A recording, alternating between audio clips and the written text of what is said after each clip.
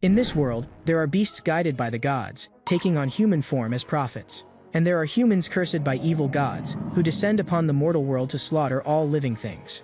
Deep in the forest, a man was tightly surrounded by a pack of wolves. They are, without question, the rulers of this forest.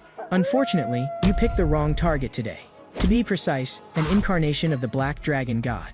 The Wolf King, seeing its little pups were no match for this man, leapt up toward the sky, but was effortlessly restrained. No matter how it struggled, it couldn't shake off that terrifying, monstrous strength. At this moment, a human silhouette suddenly flashed through the forest. He wasn't passing by, he was running purely to stay alive. But he didn't know that he had long since become someone else's prey. The bandits looked at him and only gave a mocking smile. Move it. At night in this forest, magical beasts run rampant. Did you notice? The number of magical beasts on this road is way lower than before. No sooner had he spoken than the bearded man was stunned by the scene before him. The ground was a complete mess, and the mangled limbs were covered in terrifying bite marks. It didn't look like a fight, more like a one-sided slaughter.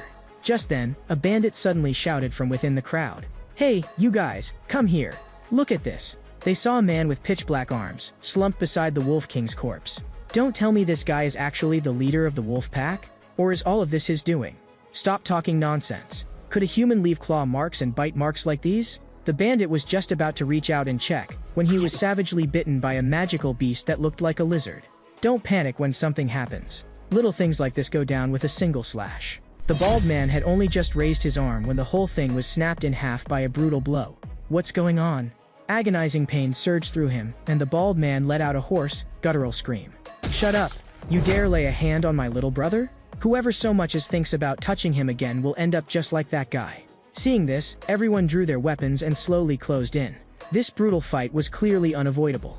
Noticing his men wavering, the bearded man immediately roared, "This bastard killed Hans." But the man merely glanced at the guy on the ground and said coolly, "Relax, he'll live for a while yet. If you save him now, you can still make it in time." To the bandits, those words were nothing less than blatant provocation. Everyone, together. Seeing their murderous intent rise, the man drew another black axe from his waist. As his anger mounted, black scales spread from his shoulders, gradually covering his entire body. The little brother at his side also shifted into a battle stance. At a single order from the bandit leader, the whole group swarmed forward. The man was in no hurry. He bent his knees slightly, and unleashed a rapid flurry of slashes. Wherever he passed, only severed limbs and wails of agony remained. His monstrous speed and strength forced the bandits to retreat again and again. The archer to the side was shaken, yet still seized the chance to launch a sneak attack from behind. Fire! The man's heart sank. By the time he turned around, it was too late to dodge. He grabbed his little brother and shielded him beneath his body, letting the arrows thud densely into his own back. The bearded man thought victory was assured and had just begun to gloat when the squad captain beside him sensed something ominous. His face suddenly changed. Black and crimson flames burst forth from the man's back. The arrows turned to ash in an instant. The black scales gathered over his entire body like living things, and the flames in midair twisted into the phantom forms of various magical beasts. Demonic energy surged violently, like a breached dam. A gigantic black dragon's head slowly emerged in everyone's field of vision. A sky-shaking roar echoed through the entire forest, and only then did the bandits realize this was no nightmare.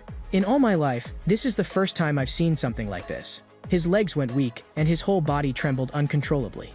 The black scales almost swallowed the man's entire form. He wrestled desperately with his own feral instincts within his heart, and finally, with great effort, clawed back his consciousness. The beastly flames also vanished completely at that moment. Damn, my mind's starting to go fuzzy again. You need to run. The little brother stared in panic as the man collapsed. Meanwhile, the shadow perched in the treetops let out a chilling, piercing cackle. Fortunately, although the bandits had suffered heavy losses, they didn't execute the man on the spot. Instead, they dragged him back to their mountain stronghold. When the bandit chief recognized the true identity of the magical beast before him, his face utterly changed. This is the legendary Black Monarch, the Beast King that rules this entire forest. Don't tell me he really did all of this on his own. The little brother was bound in place by several wooden stakes, his face full of defiance. When the man woke, the first thing he did was warn everyone. You'd better deal with the Wolf King immediately, right now. If you don't, your deaths will be very ugly. The squad captain was just about to explode in curses when the chief stopped him with a grab. Young man, what's your name? Ananta. Cut the crap and do as I say. Otherwise, not a single one of you will walk out of here alive. Seeing the chief start to waver, the squad captain hurried to egg him on. Boss, you mustn't trust him. We saw him with our own eyes turn into a terrifying monster. Haven't you heard the rumor lately? They say the avatar of the demon god is roaming the continent. Wherever there are corpses, it appears to feed, and nothing grows in its wake. It's exactly the same as what we saw when we first entered the forest. This guy is definitely that demon god's incarnation in human skin. After hearing this, Ananta couldn't help but laugh. What are you laughing at? Don't think I won't lay a hand on you. By your logic, I'm the demon god's avatar and I snack on mythical creatures every night. So tell me, do you really feel safe tying me up with a few little iron chains? Struck speechless by those words, the squad captain couldn't muster a single rebuttal. The moonlight grew brighter, and a gentle breeze brushed over the Wolf King's corpse. In what should have been a pitch-black night, a strange glow began to seep out. A few drops of fresh blood fell, drawing the chief's attention. With a very bad feeling, he lifted his head to look. The Wolf King, whose chest had been split open, actually began to stand up slowly. The squad captain clamped in its jaws. I already told you to deal with it as quickly as possible. Now it's no longer the Wolf King, but a puppet of the demon god, more terrifying than it ever was alive. Out in the wilds, the wolf corpses scattered everywhere were surging toward the stronghold like a tide. Behind them, a mysterious black shadow walked forward at an unhurried pace, radiating an overwhelming aura of the dead. Wherever it passed, flowers and grass withered instantly. It merely lifted its hand slightly and pointed toward the stronghold. The wolf corpses cast aside all sense of pain, forming layer upon layer of ladders made of bodies, hurling themselves over the walls. The assault, like popcorn hitting hot oil, caused the gate to crumble to dust in an instant. In the chaos, someone accidentally knocked over the campfire. The raging flames instantly swallowed the first wave of the wolf pack, yet the undead wolf corpses that poured in afterward came on in wave after relentless wave. Outside the stockade, the god of death let out a triumphant howl. Suddenly, a dark object flew out from within the stronghold. It was actually the Wolf King's severed head. Death turned its gaze toward the interior of the stronghold. A pitch-black figure could be seen slowly walking through the flames, tearing open the wall, muttering under his breath, "So hungry." The aura around him condensed into the ferocious outline of a black dragon. His killing intent like something crawling out of an Azura hell, more like the suffocating terror of prey being locked onto by a hunter. "And right now, I'm going to eat you." Facing that deer-shaped, death-god-like creature, he spoke coldly. "I have one flaw, I'm bad at everything, except killing you." Sensing his near-tangible killing intent, Death responded with an ear-splitting roar. Hooves thundered, and countless raging beast corpses charged into view. They were fearless warriors who felt no pain. However, it didn't help them one bit. Ananta lightly coiled strength into a single leg, and with just one strike, those beasts didn't even see how they'd been sent flying. Under this unstoppable onslaught, the beast horde lasted only 1 second. Death's fury rose higher and higher, and 2 streams of deathly energy flowed from its eyes. Accompanied by an ancient incantation, its body emitted eerie cracking sounds, its size and power doubling many times over. 2 waves of roaring crashed together in deafening echoes, and ferocious slashes crisscrossed through the air in streaks of blood-red light.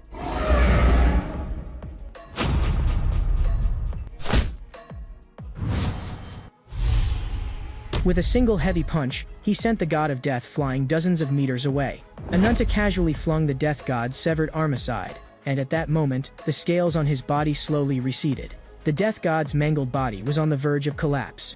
Ananta walked over slowly, only to be shocked to discover that inside that death god shell, there was actually a white-haired girl. Only then did Ananta finally notice that something was wrong with her. The girl's eyes were vacant, like a puppet whose soul had fled. It was obvious someone had stolen her mind. Suddenly, a bizarre figure tore through the night sky, and came to a halt in midair. It was a hawk-shaped demon. "Quite a lively day, why do you all keep lining up to throw yourselves at me?" The demon said nothing, fixing Ananta with a hard stare, its body slowly changing shape, until it became an old man. Only then did it speak. "How unbelievable. I didn't expect you to defeat my most beloved puppet. Since the moment you set foot on this continent, I've been watching you." Before he could finish, Ananta flung the white-haired girl aside with one motion. "You never shut up, chirping like a bird. Oh right, you are a bird. If you want to fight, then fight. Don't pollute my ears with your tastes and your life story." Hearing this, the demon, enraged, transformed again, summoning a bird's head and wings. "As long as I get rid of you, I'll obtain a puppet even more perfect than that deer. Rise." At his call, the people and beasts who had died earlier all stood up one after another, their corpses forcibly crammed with new souls. Ananta looked around and chuckled. "Now this is more like it, old man. That previous rubbish was no fun at all." At the demon's command, countless undead troops swarmed forward. In an instant, Ananta was surrounded so tightly not even water could leak through. "Brat, let's see how arrogant you can be now." I doubt you can even use a fraction of your power anymore." The demon gathered all his strength and smashed down a blow aimed straight at a vital point. "Old man, I thought you might at least surprise me. This is it. Open those bird eyes of yours and take a good look. Who's really the prey here?" A red light flared, and the undead army turned to dust in the blink of an eye. The sight before him scared the demon so badly he nearly pissed himself. What is this? What terrified him wasn't just the pressure Ananta released, but that black dragon head formed entirely from condensed aura. "About time to say goodnight, old man." The dragon's head opened its bloody maw and came crashing down, and in that instant the demon's body was ripped into 4 pieces. Yet that was only the beginning. What awaited him was not stomach acid, but an Azura hell forged from the wills of hundreds of magical beasts. Countless beasts gnawed madly at his soul, and while they ate, they still found time to sneer. "Welcome, new friend, to our big family." As the demon fell, clarity slowly returned to the white-haired girl's eyes. But before she could sort out what had happened, that sky-blotting demonic aura crashed down like a tidal wave, scaring her so badly her legs went weak. Ananta noticed the change in her as well. He merely turned and glanced back at her, and that look pinned the white-haired girl in place. She didn't even dare to swallow, as if the slightest movement would trigger the man's killing intent. As if something had occurred to him, Ananta asked, "Have you already broken free from the demon god's control?" The moment she heard that, her head began to throb as if it would split. From the depths of her memories, a dazzling figure of light emerged, its pure white wings so blinding she couldn't look straight at them. Hearing this, Ananta immediately grew wary. "If I'm not mistaken, you're a victim of those wings, just like I am, aren't you?" The white-haired girl was utterly confused. She had no idea what he was talking about. What he said next completely overturned her world. "Some things may be cruel for you to hear, but I have to make them clear. I am a descendant of the dragon race, and a survivor of that great extermination. And the god you worship is the true culprit behind that slaughter." The white-haired girl lowered her head, her voice trembling. "I don't understand what you're saying." A sudden wave of dizziness swept over her, and she collapsed onto the ground. "Boss, is she okay?" "She's fine. Her breathing's normal. I probably dumped too much information on her at once. She's a little overloaded." At that moment, the white-haired girl was inside her own dream. This place was both familiar and strange to her. "It's been so many years. Where did I go wrong? Why won't you let me go? Everyone treats me like some bloodthirsty monster, but I'm clearly not that kind of person." A tear slid down, and in its reflection appeared the memories she least wanted to recall. Despair, fear, and loneliness intertwined, and everything unfolding before her forced her to admit she herself had been the center of that catastrophe. Just as she was about to be completely drowned in self-doubt, a warm light suddenly shone behind her. It came so timely, and so gently warm. "That strange dream again. You sure can sleep. I thought you'd never wake up. One look at your sleeping face and I knew you were having a nightmare. Ruby, get over here. I'll leave the rest to you." A spark gathered in his mouth, and the flame he breathed out instantly devoured the piled-up remains. Those souls that had never belonged to these beasts to begin with were finally and completely set free at that moment. This way of doing things really is exactly the same as those lunatics. It's finally over. We can catch our breath. "Hey, did you forget something?" Didn't forget. I can tell you really worked hard this time." "What are you doing?" "Shut up, you trashy peddler of information." Then he pointed at the white-haired girl and snapped, "This thing is what your intel was about? And you still have the nerve to grin at me? Job's done, now hand over the gold coins." "Don't be so hasty, it really does hurt, you know." The rabbit twitched its ears and turned to the white-haired girl. "Can you tell me your name?" "My name is Nadia." "Didn't expect this at all. Another victim, just like Ananta." "Dead rabbit, if you don't want me feeding you to Ruby." I know, you're really impatient." We're heading out now." As the pocket watch burst into light, the ground beneath their feet began to shake violently. The next second, a large hole opened under them, and all 3 of them fell straight down through it together. Nadia was so startled by the sudden drop that she screamed, cold sweat sliding down her forehead. Are these 2 insane? Couldn't they at least give a warning first? She had just opened her eyes when the sight before her stunned her. Could this be the legendary Otherworld? "Sorry, Nadia, I'm late with my self-introduction. Shouldn't you apologize first for suddenly digging a hole? I'm the greatest information broker on this continent, a member of the Rabbit Paw family. You can call me Whitefoot. The relationship between Ananta and me is anything but ordinary. The sacred tree before us is called the White Lotus Tree. And one more thing. Please wait. Of course I'm grateful you saved me from the evil god, but why did you have to bring me to a place like this? Since you're so curious, come with me. I'll give you a satisfying answer." When Nadia asked Ananta about the winged avatar, the answer she got was, "A suspicious-tasting roast chicken sticks a feather in its ass and dares to call itself a god?" Seeing Nadia's face full of question marks, Whitefoot had to add an explanation. The wings, like the other gods, grant power. But her power is more like a curse. Nadia stayed silent for a long time. This is the largest slave market in the cafe city. They're fugitives and vagrants captured by slave hunters. As long as you pay enough, there's no kind of slave you can't buy here, including magical beasts so powerful they're nearly impossible to tame. Whitefoot stopped walking, and Nadia's face was full of confusion. So why did you bring me here? You'll understand in a moment. Ananta kicked her square in the back, and Nadia tumbled 2.5 times across the ground. Wait, did this guy take the wrong medicine or something? She was just about to explode when she suddenly realized something was wrong. In this dark, cramped basement, there were actually that many living people tied up. They're all living sacrifices to be offered to the winged avatar. The reason that sacred tree you saw outside has grown so enormous is that it's been watered with the flesh and blood of these sacrifices. If you want to see the winged avatar, you first have to serve as bait. Nadia never imagined that the man who had just saved her would, in the blink of an eye, sell her out completely. Leave this woman to you to watch. I'm heading to the arena. Seeing Ananta turn to leave, Nadia couldn't help raising her voice. Wait, answer me one question. All these people locked up here, were they all captured by you?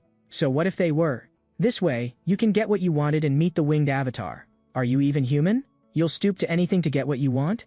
These humans who are weaker than you are all innocent. Don't you feel even a little guilty? Ananta merely looked at her quietly, said nothing, and turned his head and left. So this guy thinks as long as he doesn't get his own hands dirty, he can just do whatever he wants? But Whitefoot's words almost broke through her defenses. Don't forget, these people in cages were originally meant to be offered to the avatar of the god you worship. If you think about what would have happened to them, I almost feel like crying myself. You vile rabbit. I just love the look on your face when you hate me but can't kill me. Also, drop the innocent act. Until just now, you were still under the control of the demon god. Compared to the ones you personally killed, these people are just a tiny fraction. Even if it wasn't your intention, you can't escape responsibility. Ananta and I both understand how you feel, because we share a common enemy. The White Lotus Temple, where the winged avatar resides, is at the top of the sacred tree. Only those who offer tribute to the temple are qualified to receive a ticket into the arena. The victor not only gains the blessing of the White Lotus tree, but also, as a guardian of the avatar, receives an even more vicious power from the avatar. What on earth did Ananta go through? I can't explain the details clearly either. But one thing is certain, he's not only a descendant of the Black Dragon, he's the embodiment of vengeance who survived the annihilation of his race. At this point, he may already have surpassed that lord. On the other side of the arena, Ananta was preparing for battle. How did the things I asked you to do turn out? Whitefoot wore a look of wanting credit. Everything's going exactly according to your plan. Ananta's soft-hearted in the end. He chose the hardest path. If from the start he'd decided to massacre civilians indiscriminately to draw the enemy's attention, it would have been easy. But if he did that, he'd cross the line between human and beast, and he'd never again be able to call himself human. You dare stare at me with that poor worm look, itching for a beating, are you? I wouldn't dare, how would I dare? Perfect. I still haven't fully digested that old bird. I'll take this as some post-meal exercise. You just stay and watch. I'm leaving Ruby to you. If I find even one hair missing from him, then roast rabbits on the menu tonight. You say that, but boss, does Ruby even have hair? Shut up. It's time to teach this flock of newbies what real power is. Right then in the arena, the fourth squad was already lined up and ready. The fate of the previous teams was that they couldn't even last a minute. To be honest, I kind of want to go home now. Same. Can a handful of people really deal with a high-ranked monster like this? Form up a defensive line and don't let it find an opening. The power in that thing's front claws is insane. Hey, you're in the way. Why make such a fuss over something you can handle with your bare hands? What an arrogant human. A mere mortal dares to act so presumptuous before this king. You will pay for your foolishness today. In your next life, remember not to be so arrogant again. This one really doesn't know the meaning of restraint. That speed, that strength. It's over, little wildcat. With Ananta's roar, the arena erupted into near-hysterical cheers. Wash your neck and wait for me. Soon I'll come up there, pluck out every last one of your feathers, slice you up, and eat you raw. Ananta's reason for entering the arena, aside from obtaining the branch that would let him meet the avatar, included another point. The barrier outside the White Lotus tree was terrifyingly strong. A frontal assault was completely unrealistic. To carry out the assassination, they needed a perfect piece of bait to throw the enemy's inner circle into chaos. And Nadia was the most suitable candidate in this entire revenge plan. The great doors of the White Lotus Temple slowly opened, and the crowd was herded into this place of despair where they were to be offered up alive. The moment Nadia stepped inside, she was overwhelmed by the grandeur of the scene.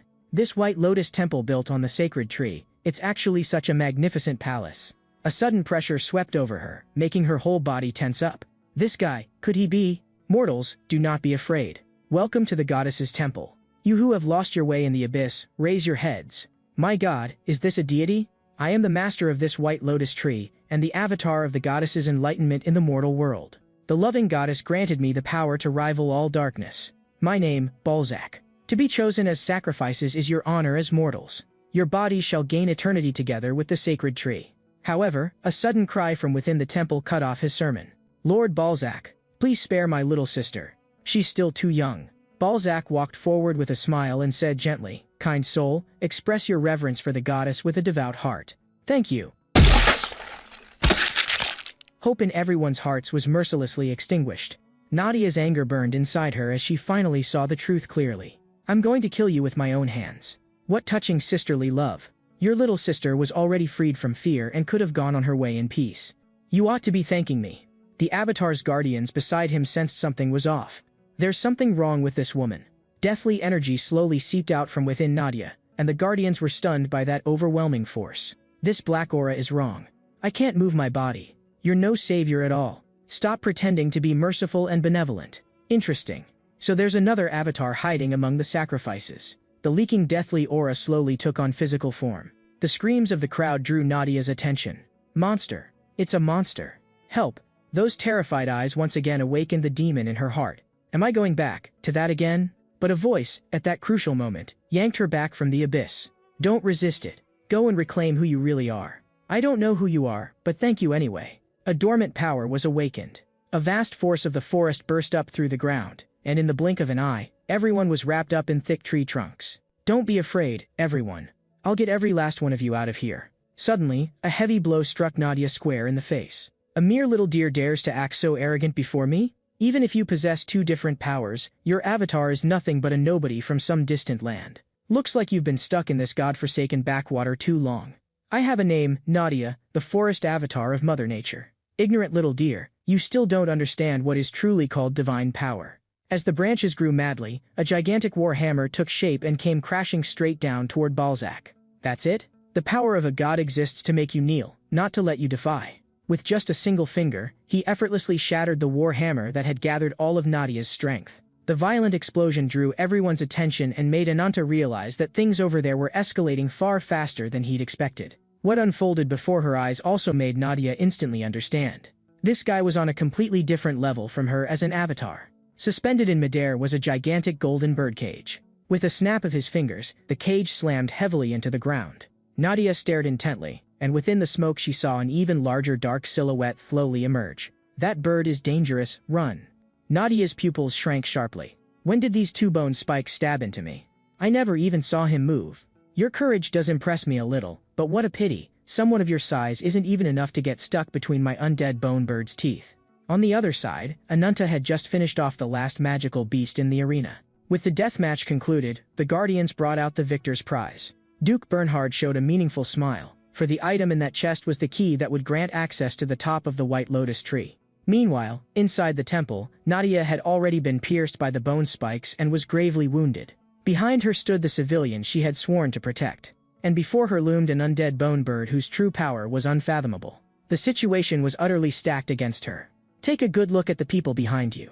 It's because a monster like you appeared that they're so terrified. Am I really a monster? That suggestion really isn't bad. Given the current situation, Nadia only has one choice left, to become the deer-shaped god of death and beat that bloodthirsty demon senseless. Seeing this, Balzac's interest was piqued as well.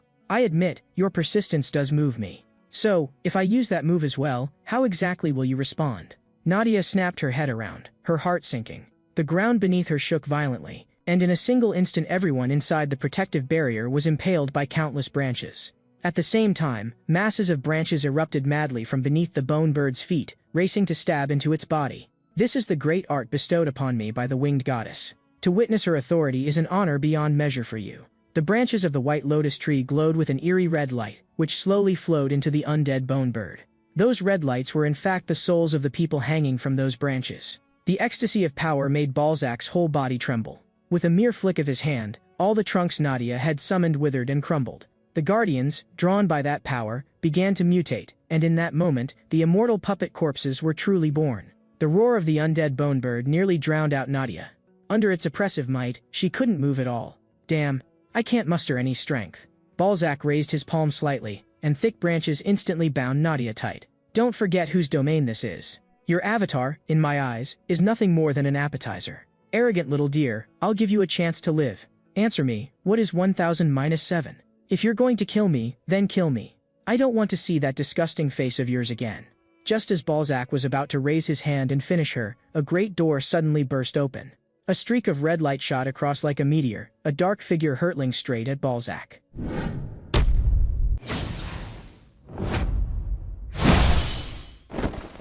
Ananta stepped into the temple and saw Nadia collapse to the side as well, and couldn't suppress the smile tugging at his lips. You two look like you're having a great time. Balzac's eyes instantly locked onto the white lotus branch in his hand. This guy, he actually used the arena's rules to get up here and assassinate me? He turned to look outside the hall. The temple grounds were already a complete ruin. After seeing Balzac's face clearly, Ananta couldn't help but frown. Hey, I told you to go find the winged avatar. You ran over here to play with some bird? That line left Nadia completely dumbfounded. You little brat, shut your filthy mouth. You dare insult the great winged avatar? I'll rip your mouth apart and tear out that foul tongue of yours. So that's how it is. Nadia, there's something you need to understand. This stupid chicken in front of you is not the winged avatar at all. Meanwhile, outside the temple, Bernhard one-shot the Guardian with a single slash, and the melee between both sides escalated into total chaos. Brothers, with me. Leave no survivors. The commotion outside finally drew the attention of the three inside the hall. The first thing Bernhard saw upon stepping into the temple was the staircase leading upward, strewn with the severed limbs of guardians. Back in the hall, the three faced off, the clash ready to explode at any second. After hearing Ananta's words, Nadia's face was filled with disbelief. So all this time, he was a fake? Isn't that obvious? The goddess gave him that grandiose name to match the 3 pairs of white wings of the true avatar. But this thing in front of us can't even grow a proper single pair of wings. How's that any different from a chicken? You've made me laugh this hard. I really ought to give you a proper reward. Balzac's face changed dramatically when he heard this. He actually knows that much about the winged avatar? At his command, the mutated guardians hurled themselves at Ananta all at once.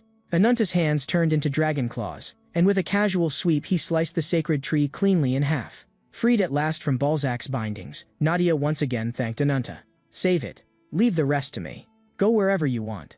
Only then did Nadia notice a faint stirring within the dead wood, and, ignoring her own safety, she rushed toward the 2 unconscious children.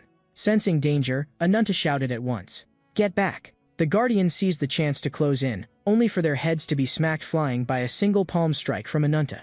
As power built bit by bit in Balzac's mouth, countless bone spikes poured down like a torrential rain, swallowing Ananta completely in an instant. Nadia shielded the 2 children with all her strength, allowing the branches to stab madly around her.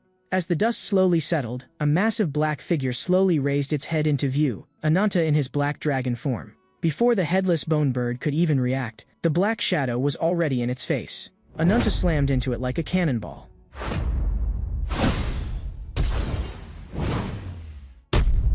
The huge body, now missing its bird head, crashed heavily to the ground. In the next instant, Ananta's heart clenched. He sensed the danger, but it was already too late to dodge. I admit, you are indeed very strong. Strong enough to witness the full extent of the power the goddess has granted me. No sooner had Balzac spoken than a strange halo lit up behind him. His talon foot pointed at Ananta on the ground. Damn, this guy is about to. Dare to come near me with that filthy mouth, and you are blaspheming the gods.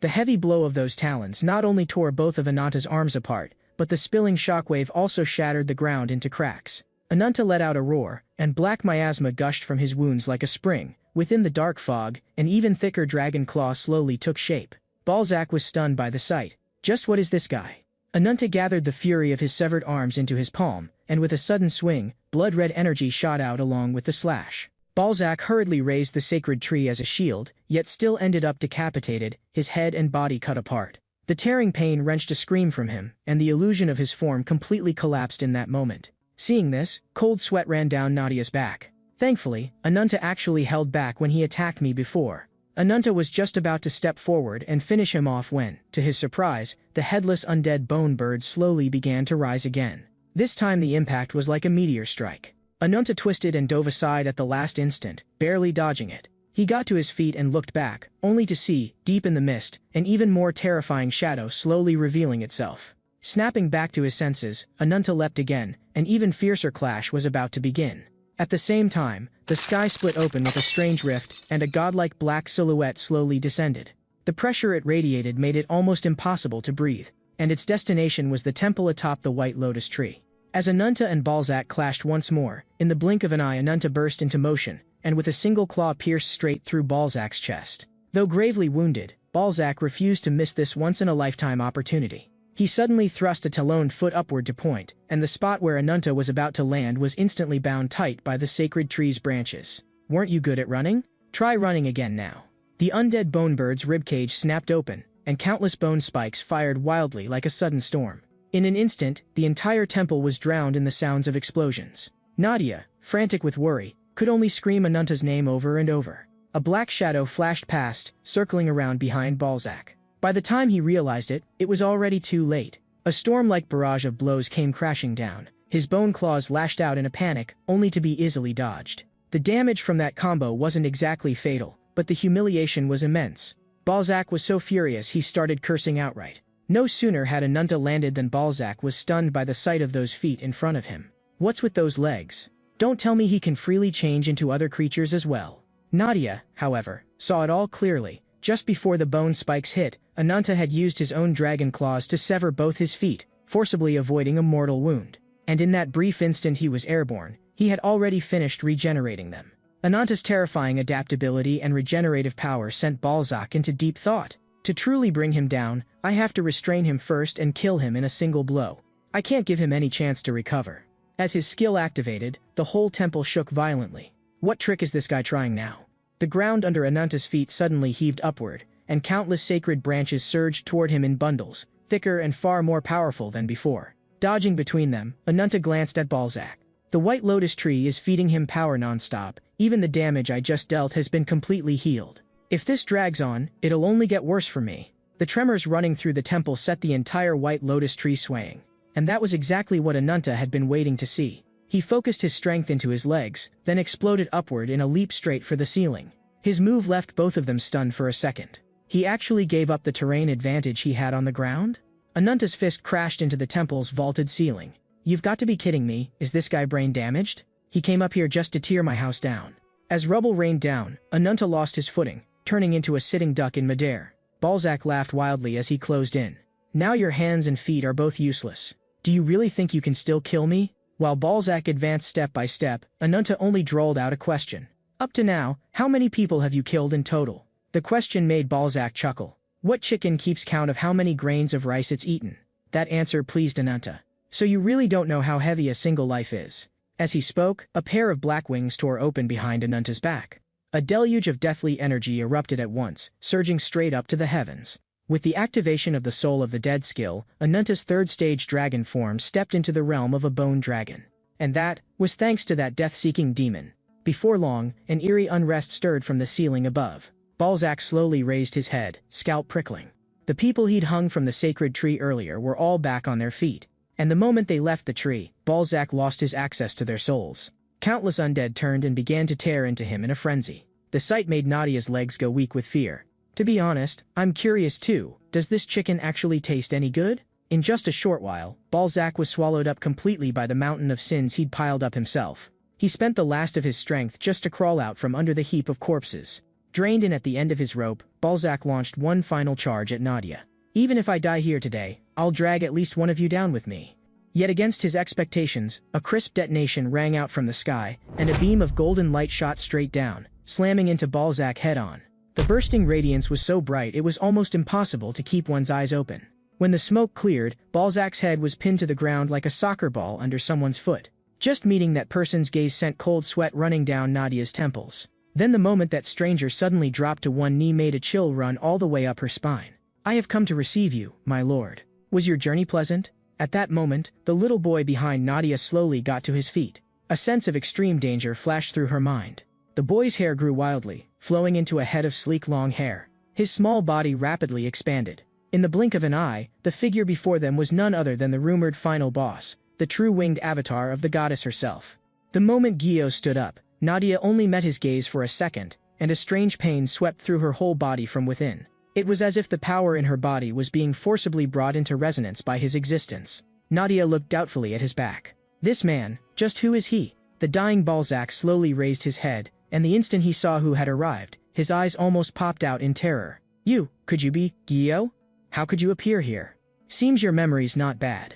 At least you still remember who I am. How could I possibly forget? I ended up like this today all thanks to you, my cold and ruthless former master. As soon as he finished speaking, Gyo simply gestured upward with his hand. The guardian immediately tore Balzac's broken body free and dragged him to stand before the winged avatar. Among the first lives we created, only those with value were allowed to stand in the sky. Tell me, do you deserve it? I was once your most loyal servant. I admired you and feared you. Just because I wanted to learn to fly like you, you tore off my wings with your own hands, and even went so far as to slaughter tens of thousands. I turned myself into this just so I could grow wings again. Before he could finish, Gyo raised his hand and lightly pressed his palm to Balzac's chest. The answer he gave was only 6 words. You are completely worthless. The next second, a blinding light swallowed Balzac. When the light faded, his body had turned entirely to ash, leaving only a single twig that rolled out from the cinders. Nothing more than a composite of the sacred tree's power. Still far beneath the tree from the other world. Compared to that weakling, what Gyo clearly cared about more was that woman named Nadia. In the ruins not far away, a beast slowly opened its eyes. Ananta could never forget that man's voice for as long as he lived. It came from a path sealed away for many years. Yuyo's dream was to find the horizon that led to the divine realm on this continent. For that, he was willing to become the enemy of the whole world. And the small tribe that had once sheltered Ananta, along with that sister who had been endlessly gentle to him, on the day Gyo left, all turned into ash and charcoal.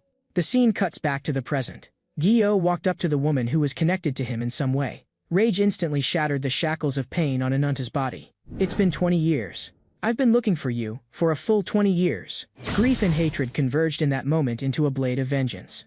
Ananta swung both arms fiercely, and razor-sharp blades of blood shot straight toward Gyo. Yet this strike was casually blocked by the guardian's raised hand. Gyo only showed a meaningful smile. The suddenly raging Ananta let out a deafening roar. Some random small fry thinks he can block my path? He rushed at the guardian at high speed, but the guardian floored him with a single punch. His head blasted apart in an instant. Yet in just a heartbeat, the headless Ananta actually stood up again. The guardian asked with interest, "May I ask your excellency's name?" Ananta's only response was an enraged howl.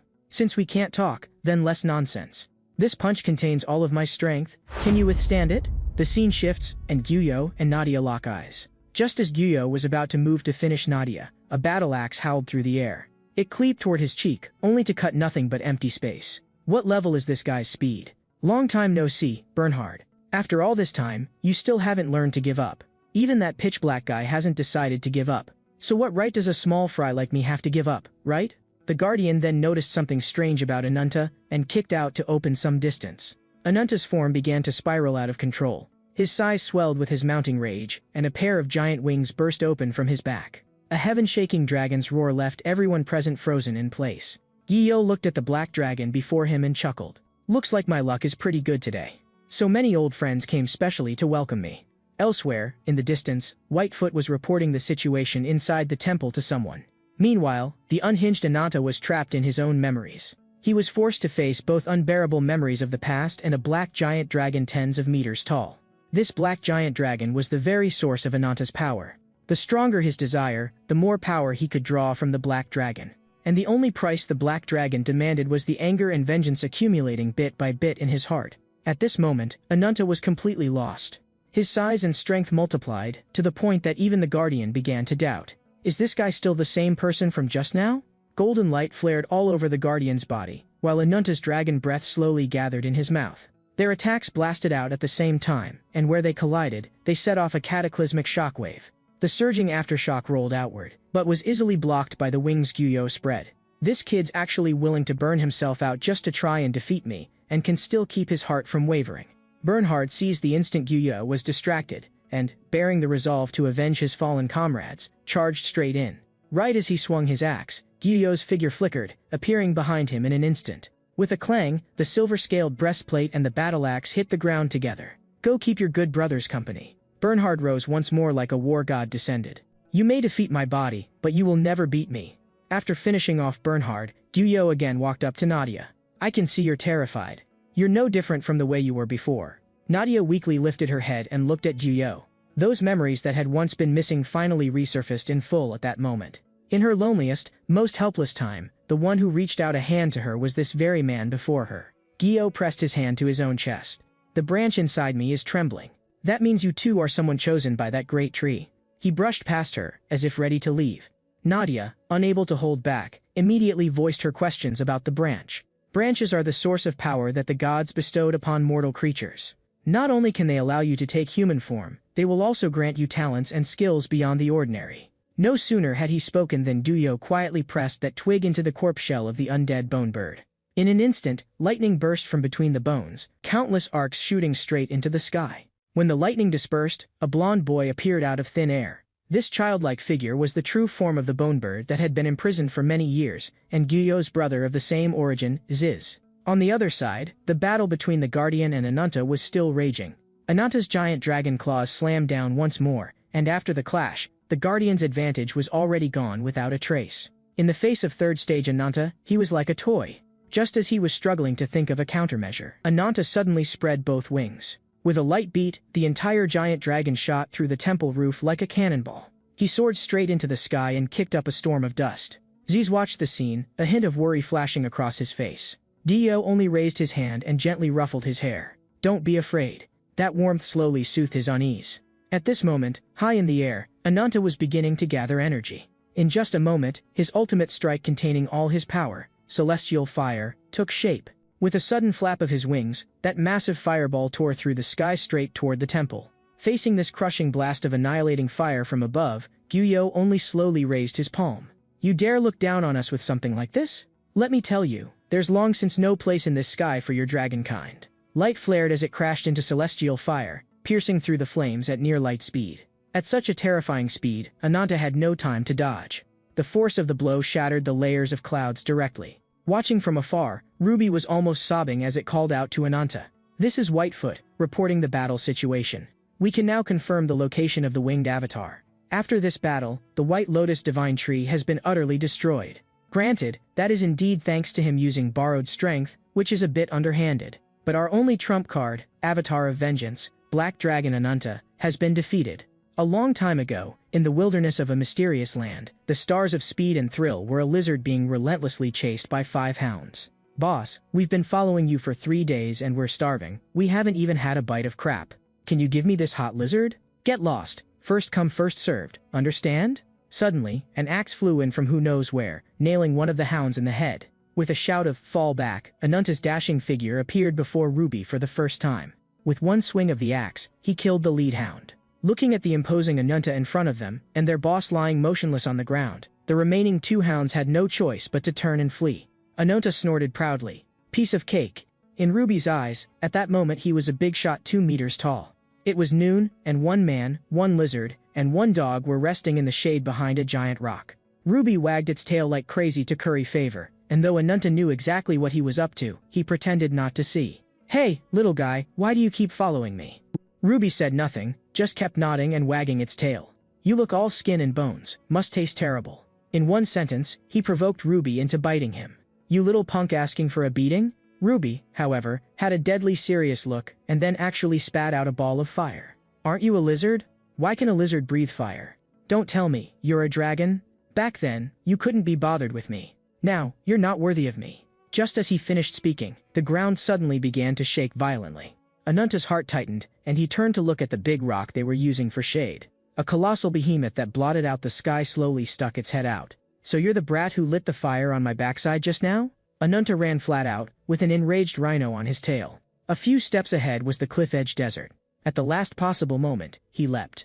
Jumping off this cliff really does make your legs go numb. To top it off, there was even a stranger sitting in the desert. But Ananta had no time to think. The rock-armored rhino's relentless pursuit was something everyone on this wasteland knew about.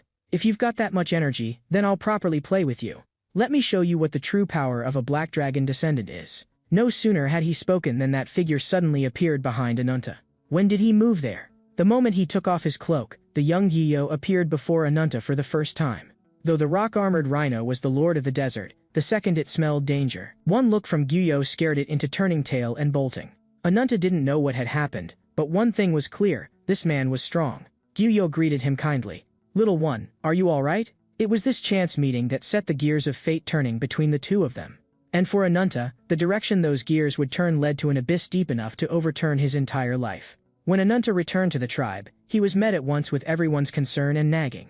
"You brat, you were gone so long you didn't even say a word to your sister." When someone asked who the stranger at Ananta's side was, he stammered, not sure how to introduce him. A familiar voice came from behind, his sister's stern tone and familiar nagging. "You snuck off to the mysterious land again, didn't you? What if something happened? And what's with that lizard on your head? Let's not talk about that.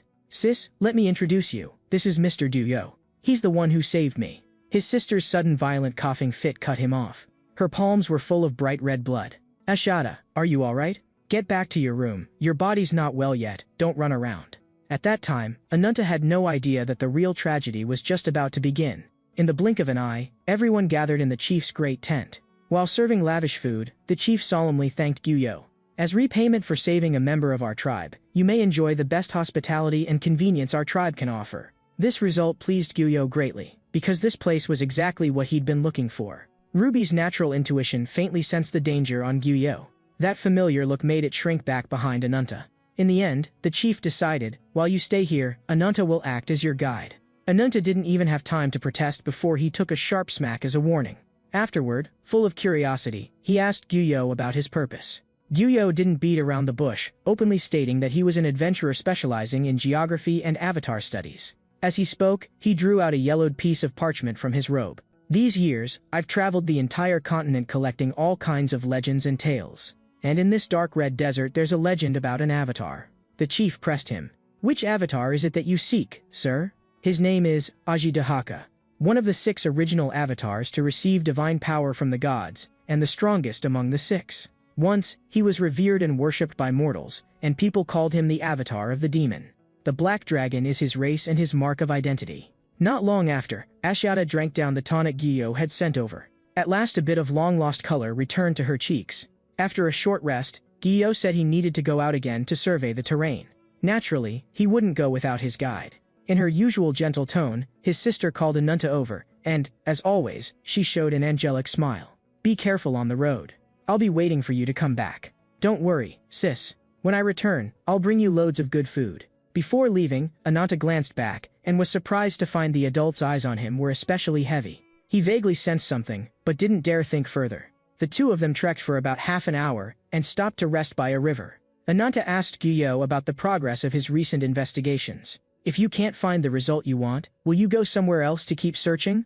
Gyuyo spoke slowly. "What we know so far is only the fragmented history of the Black Dragon descendants. It's said that long ago, your ancestors were attacked by invaders, and those invaders were repelled by a black dragon holding the demon god's power. Your tribe was able to take root in this desert thanks to reverence for that demon god they feared.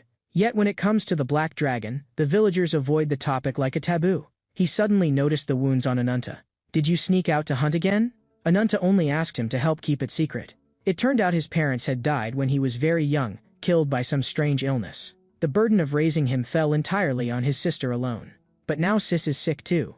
I have to grow up and take care of her." The mood heavy, Ananta changed the subject. "Why are you so obsessed with finding avatars?" "Because the avatars hold secret treasures granted by the gods. Each treasure represents the source of power for one deity. The divine power of the 6 great avatars is far beyond common sense. If someone could gather all the treasures, that person would surely stand at the very peak of this continent. So the thing in that ancient ruin was..." With that unintentional remark, Gyuyo's expression changed on the spot. "Well now, kid, you really do know something. Hurry and tell me." Realizing he'd slipped up, Ananta had no choice but to speak honestly. "When I was not yet 5, my sister told me, after chasing off the invaders, the black dragon didn't stop, but turned the entire wilderness into ash. Then, it entrusted a piece of dragon scale to our ancestors. The black dragon, having separated itself from its power, fell into slumber. Later, the ancestors built a temple in the Dragon Gorge and ordered the village's finest warriors to guard it day and night. The thing they guarded was that black dragon scale. I know what you want to ask, but that's a holy relic our tribe has guarded for generations. Since the chief has allowed you to live among us, you can stay as long as you like, but I absolutely cannot take you into that sanctuary.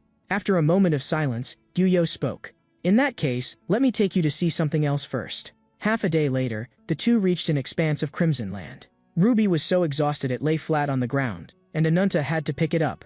Why did you bring us here? What are you trying to do? As you can see, this desert is the battlefield the black dragon left behind back then. For hundreds of years, not a single blade of grass has grown here. Don't you find that strange? If the black dragon had only ordinary fire, how could life fail to return to this land after centuries? I don't understand what you mean. You've never suspected that all of this is the black dragon's curse? What did you say? Impossible. The black dragon is the demon god's servant governing life, death, and curses. All of his powers come from the secret treasure the demon god gave him. Why would an avatar serving an evil god hand over a divine treasure to you to guard? He was merely using you, letting the demon god's curse spread over this land without end. Your parents suffered the same, and so has your sister who's critically ill and barely hanging on. The fate you're facing today is all thanks to the black dragon. And that dragon scale in your dragon gorge is the key to breaking the curse. Seeing that Ananta was wavering, Gyuyo took a glowing flower from his pack. All you need to do is place the divine tree on that dragon scale, and the black dragon's curse will be broken. You're asking me to break the village's rules? Child, I'm only giving you a choice. How you choose is up to you. In the end, Ananta let Gyuyo talk him around and led him to the temple. When the guards at the gate saw a stranger, they immediately took up attack stances. But how could ordinary mortals possibly be a match for Gyuyo? In just a single exchange, one guard was sent flying by a kick from Gyuyo. The other guard was momentarily distracted, and was knocked out cold with a punch from Gyuyo. After dealing with the second guard, Gyuyo turned and motioned for Ananta to come out. Ananta was still reeling from what he'd just witnessed, having not even seen how Gyuyo had moved. In an instant, all resistance was ended. Leave the rest to me. Stay behind me and protect that flower in your hands. And so the two slowly pushed deeper into the Black Dragon Temple in Dragon Gorge. The remaining guards had no time to react before Gyuyo felled them one by one with uncanny speed. And Ananta had no idea what kind of future he was walking into. Inside the dim secret chamber, a coffin instantly drew both their gazes. The flower in Ananta's hand seemed to be summoned, shining more and more brightly. Mr. Gyuyo, what on earth is going on? Gyuyo didn't answer him. Instead, his head lowered and his body trembled slightly. Then he burst into near-maniacal laughter. Don't be scared, Ananta. It's all right. He lifted the stone lid of the coffin, and a beam of golden light shot up, illuminating the entire chamber. The treasure inside the coffin left Ananta utterly speechless. This is the secret treasure the Black Dragon left to your ancestors back then. A jet black dragon scale was especially striking in the golden light. It was also the Black Dragon's fatal weakness. Facing the holy relic his people had guarded for centuries, Ananta now felt nothing but panic and fear. Mr. Gyuyo, if I do what you say, can my sister really be saved? Gyuyo stared at him quietly, then slowly rested his hand on Ananta's shoulder. How can there be such a foolish human in this world as you? Those words stabbed straight into Ananta's heart like a blade. He looked up to see Gyuyo's twisted smile and a horrifying face he'd never seen before. Gyuyo grabbed Ananta, slamming him against the stone coffin. No matter how he begged or cried out, it was all in vain. The moment the flower touched the dragon scale, golden light exploded. The terror in Ananta's eyes froze at once, turning into complete despair. At the same time, Ashada jolted awake from sleep, only to find Ananta's bed completely empty. She lifted the tent flap, and what met her eyes was a scene enough to freeze her heart. The ground underfoot began to shake violently. The tremors spread deep into a nearby cave. The sleeping Dahaka snapped his eyes open. In an instant, he knew something had happened to the treasure. The furious Dahaka spread his wings like thunder. Who dares lay a hand on my treasure? As soon as he spoke, he smashed through the rock wall and flew out. The woken villagers still had no idea what was happening, until someone, voice shaking, pointed at the sky. Look over there. High above, a massive dark shape swept past, flying straight toward Dragon Gorge. After centuries of slumber, the Black Dragon's eyes burned with icy rage. By now the Black Dragon Temple was already in ruins. Ruby shouted Ananta's name in despair, but no matter how it called, Ananta did not respond. His arms had already been reduced to ash in the burst of golden light. Ruby's persistent cries finally brought Ananta barely back to consciousness. He lifted his head and looked to the top of that pillar of light. Gyuyo was standing there. His eyes were full of greed for the treasure. I've finally found it. The instant he touched the treasure, the divine tree flower bloomed with an even more dazzling light. Giyo's gaze held not a trace of confusion. He simply let the massive pillar of light completely engulf him. No harm came to him, which meant the treasure had already accepted him. Without the slightest hesitation, he plunged the divine tree flower into his own body. The flower of the divine tree began to merge into his flesh and blood, tracing out a new network within him. When the light and smoke cleared, Giyo's transformation was complete. Just as he was about to step away, Dahaka descended from the sky and blocked his path. Foolish mortal. Do you know what price must be paid for touching my dragon scale? Price? For me, right now this is the best possible outcome. Even as he spoke, several gusts of wind coiled around Giyo. Wings that split the air unfurled, blazing with dazzling light against the night sky. Pleased to meet you, Dahaka. My name is Giyo. I am the winged avatar the goddess has enlightened in the mortal realm, and I'm also the one who will bury you here today. The storm raised by Giyo's transformation whipped up a sky of yellow sand. Ananta slowly lifted his head to see a sight unlike anything he had ever seen in his life. The tension between the two avatars was already at a breaking point. What puzzled Dahaka was, why did this man's body contain so many divine treasures at once? An ordinary avatar couldn't possibly withstand that kind of power. The enraged Dahaka demanded on the spot, "What did you do to the original owners of those treasures?" Dio threw his head back in laughter. "If I didn't kill them all, then where would these treasures come from?" 5 orbs of light gathered around him. With a sudden beat of his wings, all the orbs slammed straight into Dahaka. When the smoke cleared, the black dragon's form reappeared. Gyuyo instantly saw, without the blessing of his divine treasure, Dahaka was no longer the former wing of the demon god. "You're nothing but a ghostly remnant of the age of the gods. I'll drag you down for good." Those words instantly ignited Dahaka's fury. A torrent of dragon fire spewed forth. Gyuyo's figure flickered and he dodged with ease. Dahaka soared up, charging straight at him. "Don't think that just because you borrowed a few treasures you're qualified to oppose me." He chanted ancient incantations as a magic array unfurled around him. Countless massive fireballs rained down like meteors toward Gyuyo. Seeing this, Gyuyo turned to face him. "In that case, I'll let you witness for yourself the power the goddess granted me. May the light of knowledge shine upon the earth." In the next instant, Dahaka's fireball struck Gyuyo one after another, completely engulfing his form in a blinding radiance. When the light faded, the two stared at each other across the distance, both arriving at the same judgment. Dragging this out further was meaningless. They each had to unleash their strongest blow and settle it in a single strike. As they beat their wings, their ultimate powers clashed fiercely in midair. Dahaka's offensive was clearly at a disadvantage. The light broke through his skill, blasting straight toward his body. There was no way to dodge. Dahaka could only take the hit head-on. The night sky was lit up completely. Onlookers were stunned, awed by Gyuyo's might and filled with worry for Dahaka's fate. Ananta gritted his teeth and forced his body up, whispering Ashada's name over and over. Rage and guilt tangled in his heart, but at this point, what could he do? Just as he raised his head to the sky, a deafening crack exploded in his ears. The source was Dahaka's body, now full of fractures. The tide had turned. Gyuyo slowly shed his avatar form. "Dahaka, you made a fatal mistake, your arrogance and ignorance. Stripped of the demon god's power, you dare block my path with this pitiful remnant of strength? Still, that's fine, this sky doesn't need 2 living kings." With that, Gyuyo turned into a streak of light and flew toward the higher heavens. Watching him leave, one can only say that Ananta was too young back then. Like many youths, it took being brutally deceived once for him to truly become a man. On the verge of death, Dahaka asked Ananta one last question. "You led the winged avatar to the Black Dragon Temple, didn't you?" Already drowning in guilt, Ananta could only repeat, "I'm sorry," again and again. "Never thought that I, an avatar of the demon, who has slaughtered all things for hundreds of years, would feel something this unpleasant at the end. Do you think a few sorries are enough to buy my forgiveness? You will spend the rest of your life in my anger and my curse.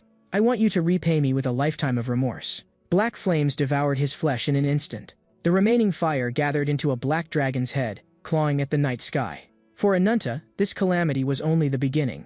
His true despair was just getting started. The newly formed Dahaka spirit shot straight into the heavens. Ananta had a terrible premonition. Exactly as he feared, its destination was the village. In no time, the black dragon was coiled above the village. Raging dragon fire swept through every corner. The terrified villagers had no time to flee before they were swallowed by the flames. Ashada was among them. Screams of agony tore through the sky. Crying out his sister's name, Ananta ran madly back toward the village. What awaited him was the black dragon's pure malice and curse.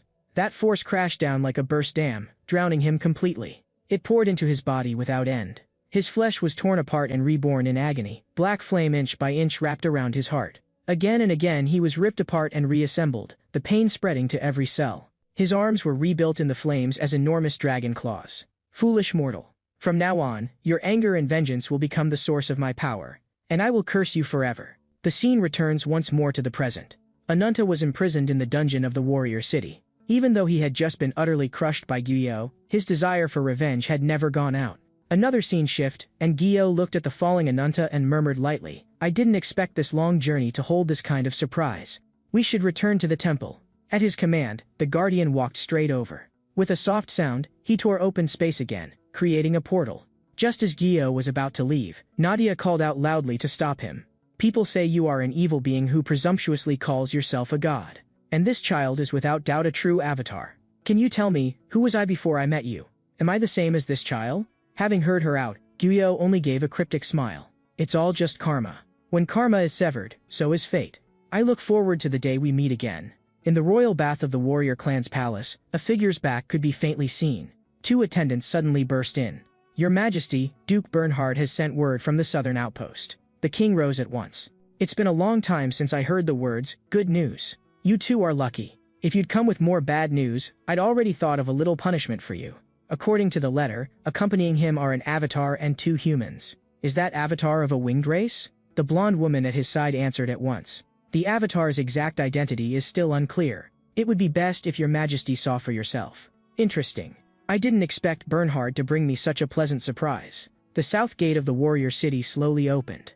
Nadia entered the city shoulder to shoulder with Bernhard. According to Bernhard, he, like Ananta, bore an irreconcilable hatred for the winged avatar. This time, inviting Nadia along was nominally to go to headquarters and receive her tournament prize, but in truth they had their eyes on Ananta's nearly unrestrained power. And after that battle ended, Whitefoot had inexplicably vanished. Nadia's true purpose this trip was to come to Warrior City in search of someone. The doors of the council chamber slowly opened, and inside the hall there was a solemn silence as everyone waited for the monarch to take her seat. Under her command were clouds of battle-hardened generals, each of them a real killer. "Her Majesty arrives." At the guard's cry, three figures entered Nadia's sight together. She knew a little about the warrior clan and recognized the queen at a glance. The clan's legendary first Valkyrie queen, who harbored a visceral loathing for all winged avatars. Bernhard was just about to kneel when the queen cut him off coldly. "Don't start spouting that useless ceremony as soon as we meet. I only want to hear one thing. What have you found in your investigation?" "At your command." As planned, we attacked several arena teams and disguised ourselves as contestants to infiltrate the tournament. Later we fought our way into the temple, and there we ran into an unforeseen variable. I encountered the winged avatar himself. At those words, the two female warriors changed color at once. "If you dare stop halfway, swallow the rest and keep talking." I'm ashamed to say, I didn't even touch a hair on his head before he took me out in one blow. To have met that man and still made it back alive is already something.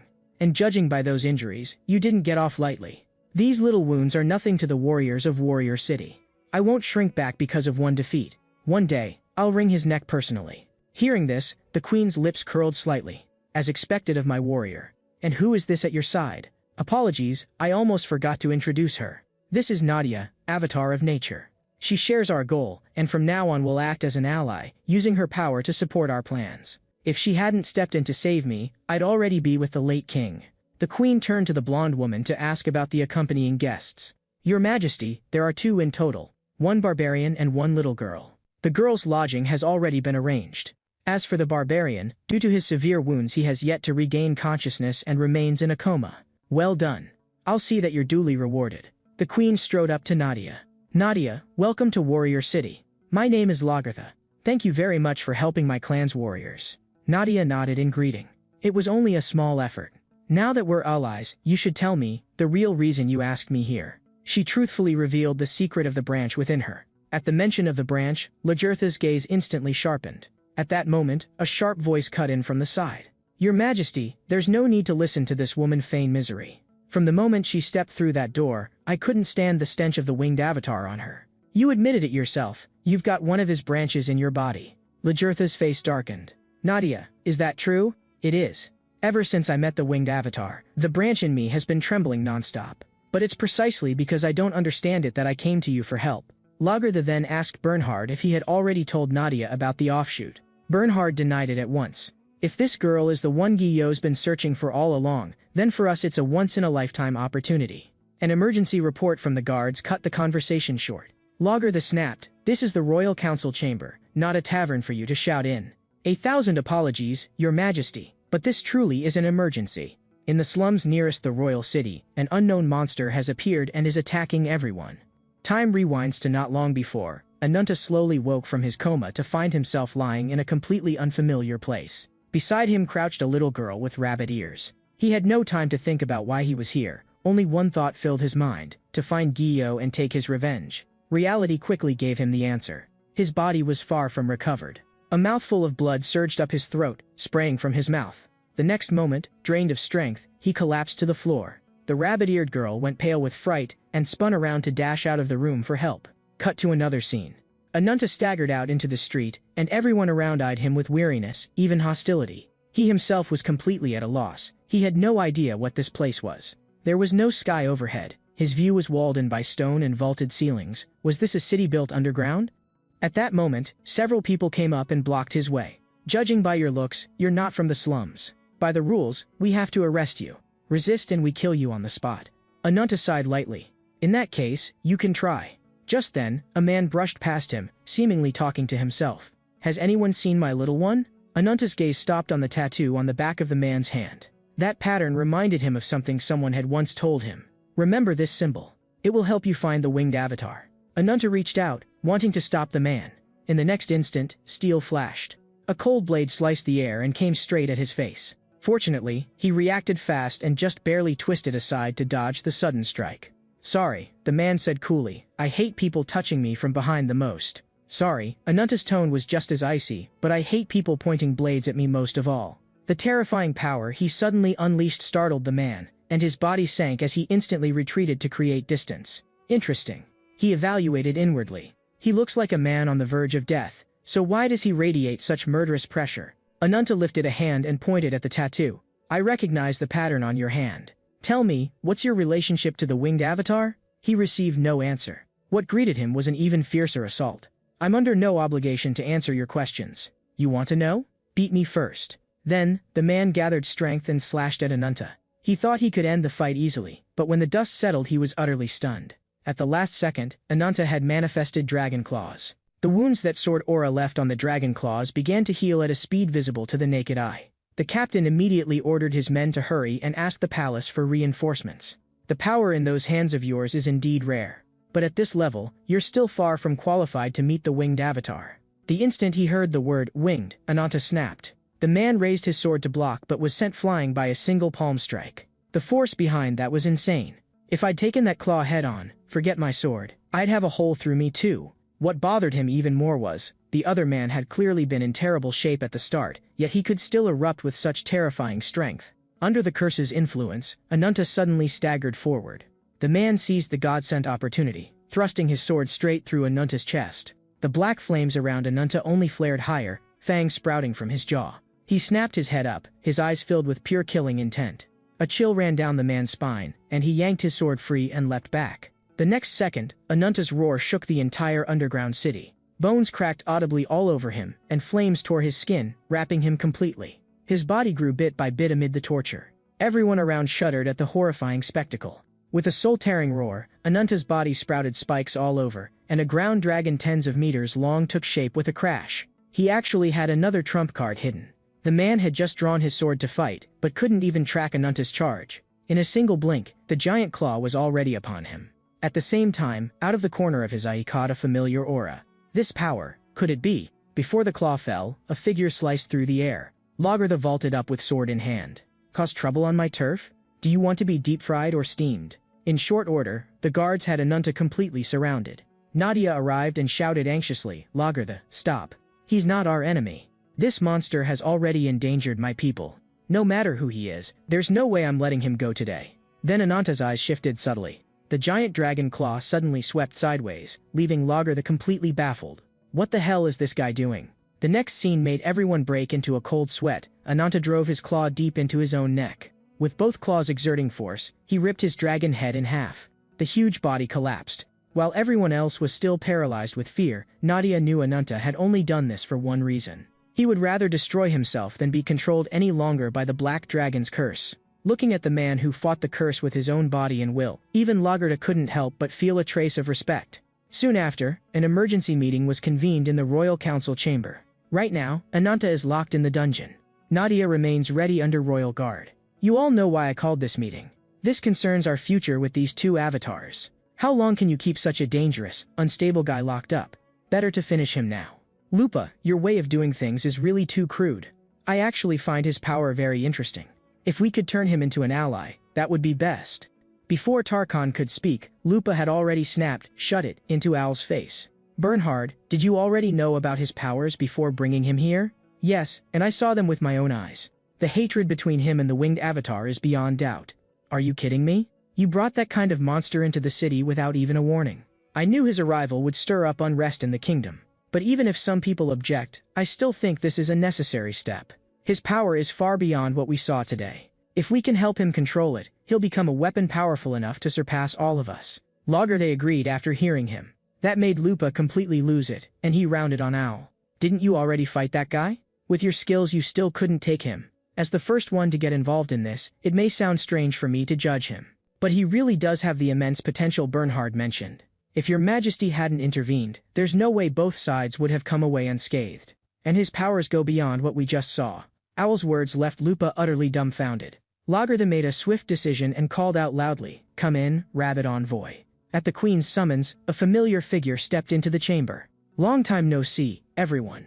Miss me." The scene cuts to the dungeon of Warrior City. To prevent Ananta from rampaging again, they had him bound tight with heavy chains. The door suddenly swung open, and the clear clack of high heels echoed in the corridor. "I thought you might be a little shy when you saw me. Seems I was overthinking it." "Yes, that look. Every time you stare at me like that, I can't help getting so excited my heart goes thump thump thump." Time goes back to not long before. In the royal council chamber of Warrior City, Whitefoot's arrival made everyone freeze for a moment. "You little rascal, how did you even get in here?" However, Owl's attention fell instead on the girl at her side. Her name was Raclette, the demi-human girl who had been looking after Ananta earlier. "You little troublemaker, you made me look for you for so long. Come on, tell me, how did you end up coming in here together with Whitefoot?" Raclette answered very seriously, "Big Sister Whitefoot has a golden pocket watch. After it started glowing, we suddenly appeared here." When Bernhard sternly questioned Whitefoot about her purpose, Lagertha spoke up in her defense. "Not long ago, Whitefoot already came to Warrior City. Her goal this time is to form an alliance with us, and provide power sufficient to oppose the winged avatar. At first I thought she was crazy, but now it seems many things are unfolding exactly as she said they would. I'm very interested in your proposal. Name your terms." Whitefoot immediately clapped and smiled. "My family hopes to secure long-term cooperation with Warrior City.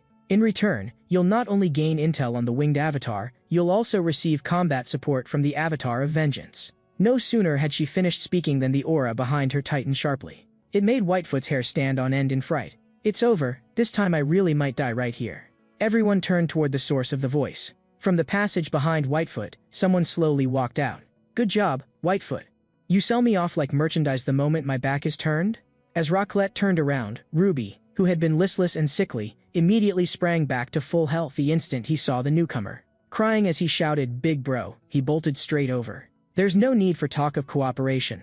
The winged avatar must be dealt with by my own hands. Wasn't this guy supposed to be locked up?" Lupa's claws instantly manifested, ready to leap at any moment. She didn't yet know that all the guards watching Ananta had already fallen under Blackfoot's sway. "Your Majesty, give the order. I can't wait to tear this guy into pieces." "Calm down, Lupa. I want to hear about him first, then decide." The reason Lagertha cared so much about Ananta was precisely because of the dense scars all over his body. Scars are a warrior's metals, and within Ananta, she could clearly feel a near-maniacal life force. Among all the avatars she had met, there wasn't a single one who could compare. Whitefoot, a bit embarrassed, introduced him to everyone. "This is my clan's secret weapon, the Avatar of Vengeance, Ananta." In the next second, a big hand grabbed her by the head. "When did I become your personal property? Have I gone too long without hitting you, so your skin's gotten itchy again? No, how could you be my property? I wouldn't dare." Before she could finish, because his body still hadn't fully recovered, Ananta's weight shifted and he toppled forward. Blackfoot caught him around the waist and kept him steady. The feel of these arms, truly mouth-watering. Ananta knew very well that once he met this woman's gaze, he would most likely fall under the charm of those crimson eyes again. Seeing this, Blackfoot immediately teased, "You don't look very happy. How about I keep you company instead?" After being toyed with by these two women, Ananta's temper flared up in a flash, and his grip on Whitefoot's head tightened again. Can this guy really beat the winged avatar? Lujertha's sudden remark cut through the ruckus between the two. At that moment Whitefoot felt nothing but gratitude toward Lagertha. We may not know your past, but we understand very well how you feel about revenge. As you can see, everyone here shares the same goal, to destroy the winged avatar at any cost. It's hatred of the winged avatar that has brought us all together. That includes Owl, who was butting heads with you earlier. He once belonged to a clan that followed the winged avatar, but their entire tribe was slaughtered by him over a single treasure. Ever since, he swore he would surely take his revenge on Wings. So it's very clear to me, deep in your heart, you harbor practically endless killing intent toward the winged avatar. Can you tell me your name? My name is Lagertha. I am the king of this warrior city. Only then did Ananta let go of Whitefoot's head. Since you want to know whether I can take care of the winged avatar, I'll tell you about my power. The Black Dragon's curse has the ability to devour. The more undead beasts I eat, the stronger I become. If any idiot among you dares hold me back, I don't mind having an extra course and taking his power as well. Lupa exploded on the spot. You heard that, Your Majesty? This brat is way too cocky. Lagertha, however, was quite pleased, merely raising a hand to motion Lupa to sit. That bone-deep arrogance and madness of Anantas actually made him all the more attractive to Lagertha. As expected of the man in this king has set her sights on. In the name of the Queen of Warrior City, I promise you this. From this day forth, Warrior City formally enters into alliance with you. Skald, Mayor, hear my order. You two, go bring Nadia here. At once, Your Majesty, we depart now. Meanwhile, in the depths of a certain temple, a man slowly approached. He was one of the elite warriors under the winged avatar, named Bahiran. Not only did he control spatial teleportation, the destructive force within his fists was unparalleled. Avatars on his level, including Ziz, numbered 4 others in the temple. One can easily imagine what kind of sparks will fly when they clash with the avatars of Warrior City in the future. Ziz's former body was the undead bone bird taken away by Balzac. Now reborn, he had awakened the power of thunder as well. And at this moment, the superboss Gyuyo was preparing to do something utterly outrageous, create life. And not just ordinary people, but avatars with special powers. As Bahiran brought his fists together, a massive spatial portal immediately quaked open behind him. They stepped through slowly, and from the other side came a cacophony of frenzied roars. Beneath Gyuyo and the others, countless undead beasts gazed upward at the gods above them. Looking down at the undead beasts at his feet, Gyuyo spoke slowly. Remember this. The gods have abandoned you. You have lost all dignity, fallen completely into the hands of the evil god. You will never again return to your original form. You have become beings who are ignored. But what wrong have you done? You are the victims. Is this the ending you desire? Will you accept such a fate? I am the bridge that links the mortal world and the divine realm. If in your hearts you bear thoughts of blaspheming the gods, you can cast off these loathsome, base bodies. Now, show me your worth. The last one among you still standing will receive the grace of the wings. The moment he finished, the fighting spirit of the undead beast surged sky-high. A 4-armed giant ape swung a charged punch, blasting the beast beside it into shreds on the spot. The other beasts also threw themselves into a bloody melee. Seeing this, Gyuyo gave a satisfied smile. Roars and wails filled the entire valley as every beast tried to prove itself before the god. The scene shifts back to Warrior City. Escorted by 2 guards, Nadia arrived at the royal council chamber. Lagertha welcomed her warmly, but Nadia's gaze went straight to Ananta. Her expression said she was utterly speechless.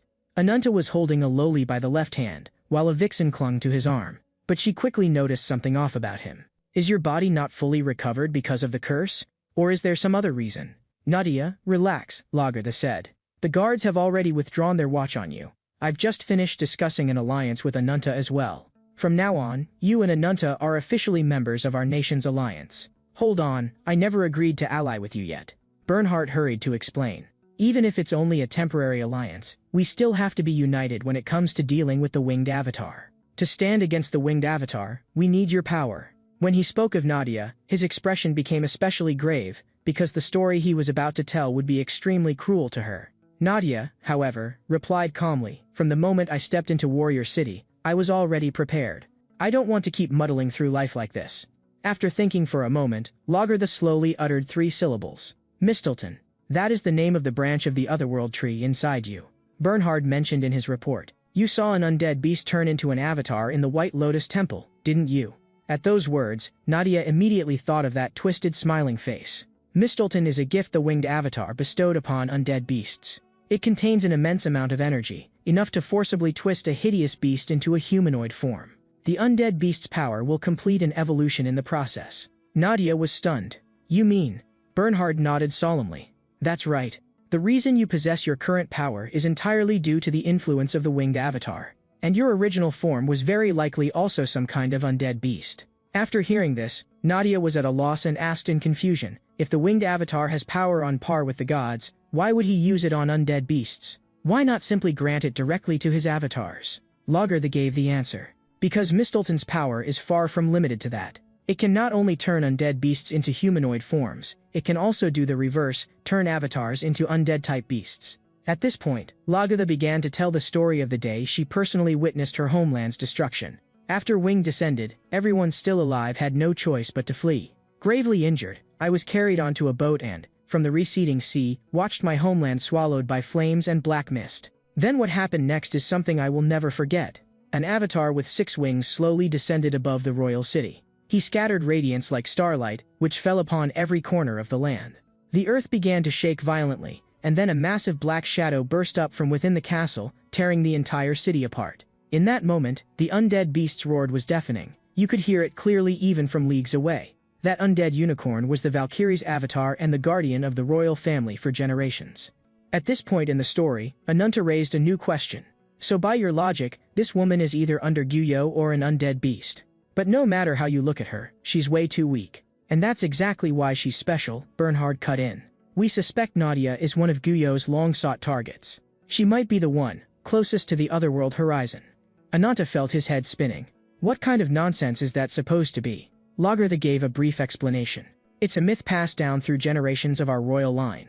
The so-called Otherworld Horizon is the very first spatial rift torn open in the world when the Otherworld tree was born.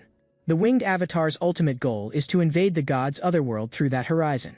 Yi-Oh keeps creating avatars because he wants to cultivate them into saplings of the Otherworld tree.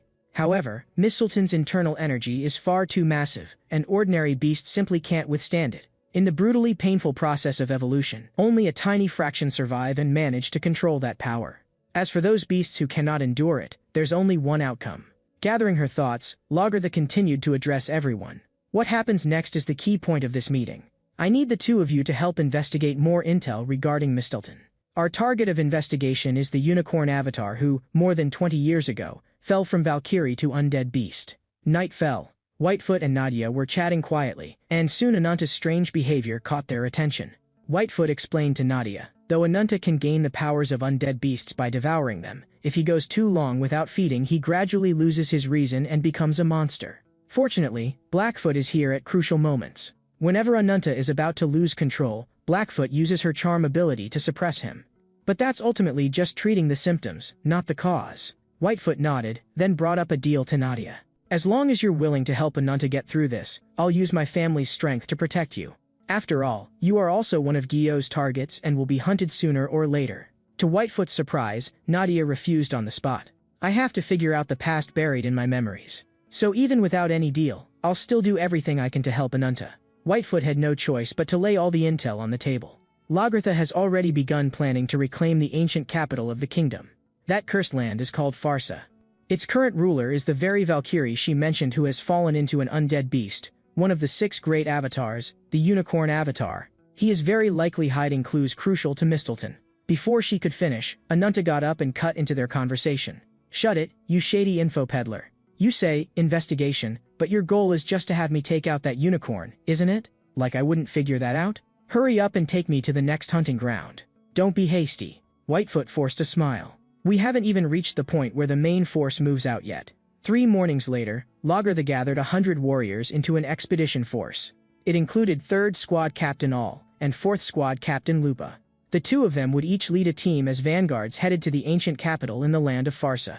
Their mission as the advance party was to establish a forward base on the front line. The ultimate goal of this operation was not only that unicorn, but to completely reclaim their lost homeland. At Lagertha's cry of "Depart," the morale of both units soared to its peak. For the sake of battle, Blackfoot released her charm hold on Ananta. In an extremely sultry tone, she asked in his ear, "Well, feeling excited?" "More than excited, this hunger is driving me insane. In my current state, I could eat 3 beasts the size of Nadia." Whitefoot pressed the teleport pocket watch, and a giant spatial gate slowly opened. It was their first time returning to their homeland in over 20 years. They meant to reclaim not only their land, but the dignity lost over those decades. The other end is open. Everyone may depart.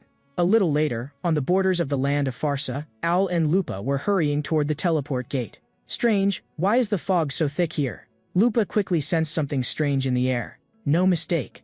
She immediately signaled to Owl that undead beasts were ahead. Sure enough, below them, an undead beast was looking up at them. Just then, Nadia's figure appeared in everyone's sight. Dozens of thick roots burst from the cliff face, coalescing into a warhorse formed entirely of wooden battle aura. The warhorse charged straight at the undead beast, and the force of the drop was tremendous. It sheared off one of its legs in an instant. This thing's defense is insane. Nadia's blow packed that much power, and it's still standing? The undead beast suddenly felt a wave of pressure bearing down on it. When it looked up, Ananta's figure was already before it. With just one palm strike, Ananta smashed the beast's head to pieces. Everyone was stunned.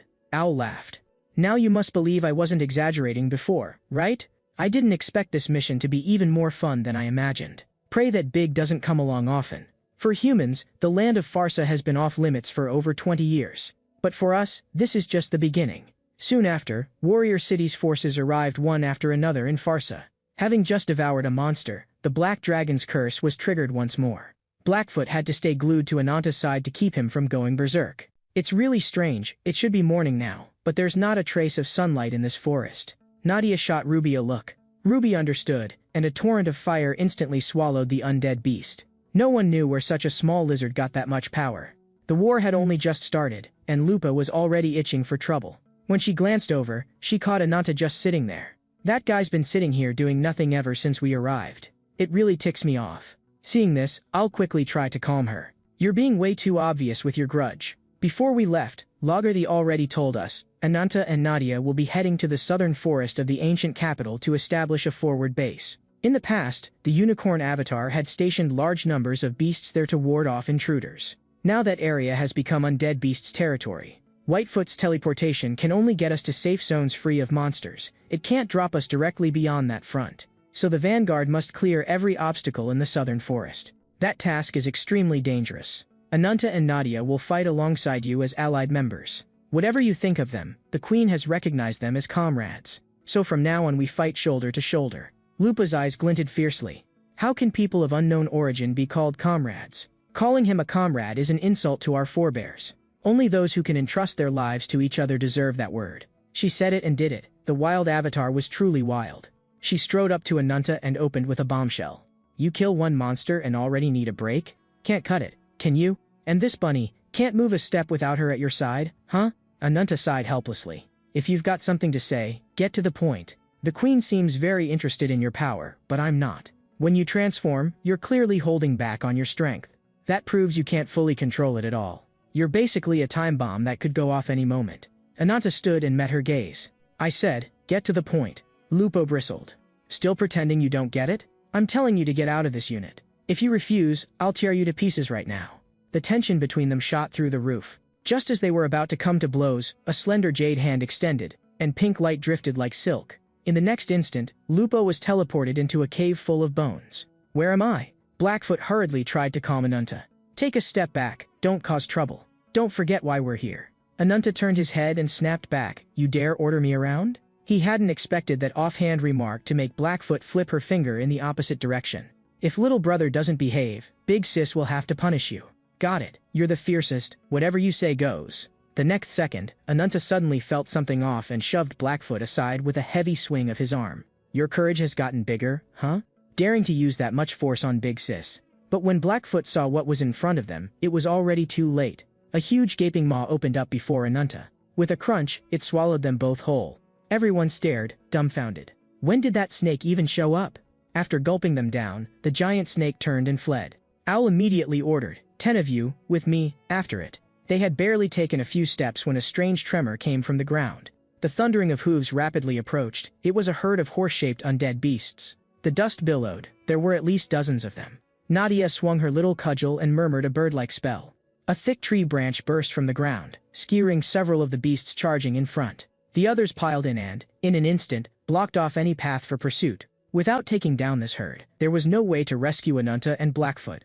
Meanwhile, deep within the forest, the giant snake had already carried the two to a deserted place. This is hilarious. I don't know what this snake is thinking.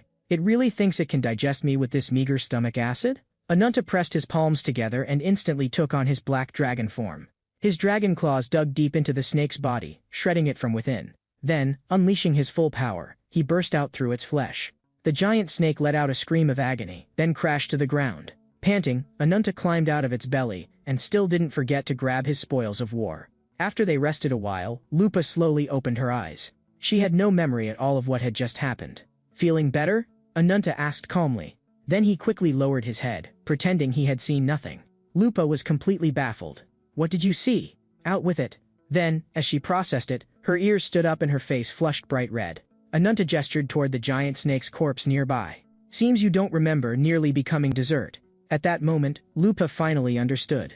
At the most critical moment, it was this man in front of her who had saved her. However, Ananta also admitted, "My strength is about spent. For a while, I'll barely be able to move." Lupa hurriedly pressed him on what had happened while she was unconscious. Just then, Ananta again sensed something wrong, and grabbed Lupa by the wrist. In the subtle tension of that moment, just as she opened her mouth to ask, Ananta suddenly clapped a hand over it.